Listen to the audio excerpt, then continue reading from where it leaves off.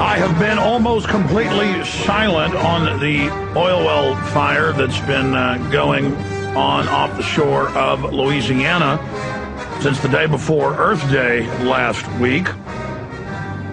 Hundreds and hundreds and hundreds of thousands of gallons of oil spilling into the Gulf of Mexico. But I've reserved comment while I had time to watch things unfold. And I do have to say, it is very, very suspicious now. This happened the day before Earth Day. This happened weeks after Obama announced limited drilling in the Gulf of Mexico. The big suppressor system that all these wells have on it was not activated. The explosion was very suspicious. And now he said he's dispatching SWAT teams to all of the offshore drilling rigs. Do you have any idea how many that is? I guess that means the rigs that are being drilled right now, not all the platforms that have been left out there for maintaining wells that have already been drilled for natural gas and oil. Why would he not say, I'm dispatching FBI investigators? Why would he say SWAT teams? Special Weapons Attack Teams. That's their real name. The public is told they are Special Weapons and Tactics. Why would you dispatch Special Weapons Attack Teams? That's the original name given by the L.A. police chief to the SWAT teams in the 60s and 70s. Why would he be doing that and saying it may be a terrorist event now? That's what they're starting to hint at. Very, very suspicious. It stinks to high heaven. And we'll be discussing it coming up in the next segment, also playing a clip of Obama announcing he will be sending SWAT teams to the oil rigs, period, all the oil rigs, whatever that means. Just completely ridiculous. As if SWAT teams running around in their black ski masks are going to find something on the oil rigs. This is just asinine.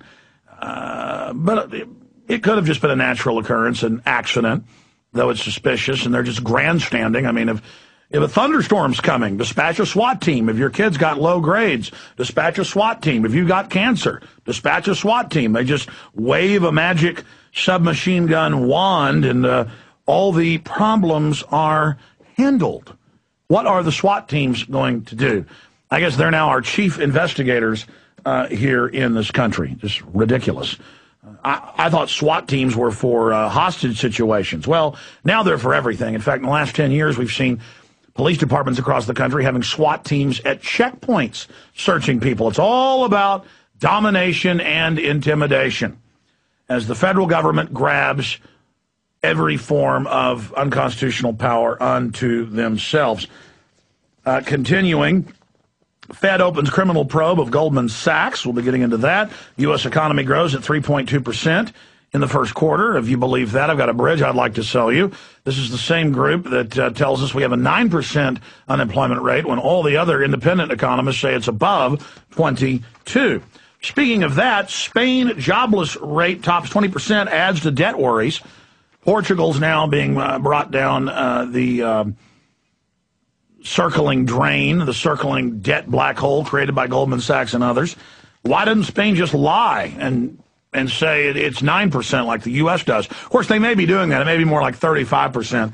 Some estimates have it at 35%, and they're lying as well. So I guess when we're 35% unemployment, they'll say it's a 20% here in the United States. Just lie to people. Why not? They've told millions of lies. Why not tell a few more? Greece needs austerity measures to survive, the Prime Minister says. That's right. Raise all your taxes, he says, and cut your benefits. Kind of like the IMF announced last week. The good times are over. That was the Washington Post headline. Your children will have it worse than you had it, and you won't have to wait for them to grow up. You're going to have it bad right now because the bankers run things, and if you don't like it, Northcom is standing by, demonizing American patriots that are trying to save the country, and the military is being formed into a weapon against the people. We'll be back.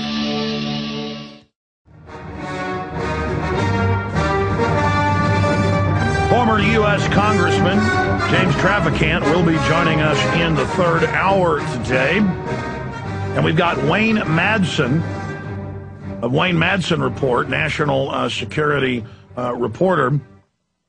He has got several new sources And he's written a very important article that we have up on Infowars.com and PrisonPlanet.com detailing the National Security Group through the compartmentalized NSA that ran the 9/11 attacks. And, of course, it identifies, as the previous information all has, that Dick Cheney was, of course, running the operation on 9/11. So that's in the last 30 minutes of the broadcast today. Of course, Ron Paul's been warning the public about this for a long time. I've been warning the public. Every immigration reform bill they brought forward just legalizes all illegals, lets unlimited numbers come in, and issues them instantly a national ID worker card and makes the American people have one to have a job. Now, they've already standardized the driver's license. They're already a national ID card under the Real ID Act, but this goes a step further. And here's the Hill newspaper. Democrats spark alarm with call for national ID card. Here's another one from Yahoo News. National ID card included in Democratic immigration bill. U.S. immigrants plan huge May 1st marches for reform. Illegal immigrants. Almost to a man, you vote for big government and anti-Second Amendment. So, of course, I'm against you just out of the gates on that front. Then I happen to read the legislation, unlike you, and I know this means a total open North American Union, and I will have to have a worker ID card to have a job. It will track everything I do. And, of course, that ties into the health care, where the IRS will garnish your wages if you don't have government health care, and tracks everything your employers are doing and adds a new layer of expensive bureaucracy. That's another reason I'm against what's going on here. The globalists are hell-bent to get rid of every nation on Earth's borders so the global corporate state can have its way with the population. Now, Obama is saying he is taking immigration reform off the agenda. Remember last year, Schwarzenegger said he was going to vote against, that he was not going to sign the bill that basically registers everyone's ammo when they buy it. It makes you register to buy ammo, and he said he was going to vote against it or veto another bill that made firearms basically put imprints on every casing to track who supposedly bought the ammunition or who used it or what firearm discharged it. And then he did sign both of those bills. And so this is a tactic they use to lessen citizen lobbying, to kind of shut people down. It's like Vietnam, the Tet Offensive. Supposedly, the New Year and the holiday, and people are going to be out getting drunk and having a good time. And, of course, that's when the communists launched their biggest offensive of that decade-long war. And it's the same thing. I don't believe this for a minute. When Obama says zig, I zag. When he says down, I say up. When he says left, I say right. When he says jump, I stay still.